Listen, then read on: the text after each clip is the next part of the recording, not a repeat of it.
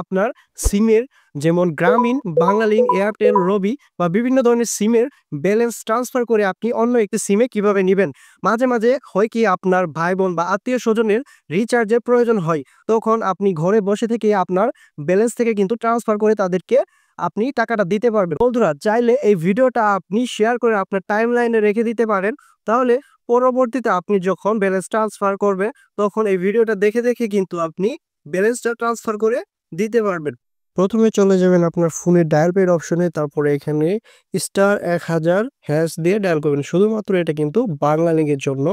তারপর ডায়াল করার পর 1 প্রেস করবেন, একটা পিন চলে আসবে। সো এই পিনটা আপনারা নোট করে নেবেন। যখন ট্রান্সফার করবেন তখন কিন্তু এই পিনটা লাগবে। তারপর আবার ডায়াল করবেন *1000#, এটা ডায়াল করে দিবেন। তারপর এখানে চলে আসবে, দেখতে পাবেন এখানে ব্যালেন্স ট্রান্সফার 1 নাম্বার প্রেস করে এটাকে সেন্ড করে দিবেন। দেন এখানে কিন্তু আপনি সেই পিনটা এখানে দিয়ে দিবেন। তারপর আবার সেন্ড অপশনে ক্লিক করে দিবেন। তারপর আপনি যে নাম্বারে ট্রান্সফার করতে চাচ্ছেন সেই নাম্বারটি এখানে আপনারা বসিয়ে নিবেন।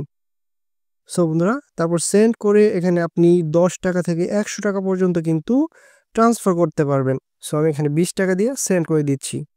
সো বন্ধুরা আমার ব্যালেন্সটা কিন্তু ট্রান্সফার হয়ে গেছে। সো এইভাবে কিন্তু আপনি প্রত্যেকটা সিমে এই কোডগুলো ব্যবহার করে ট্রান্সফার করতে পারবেন।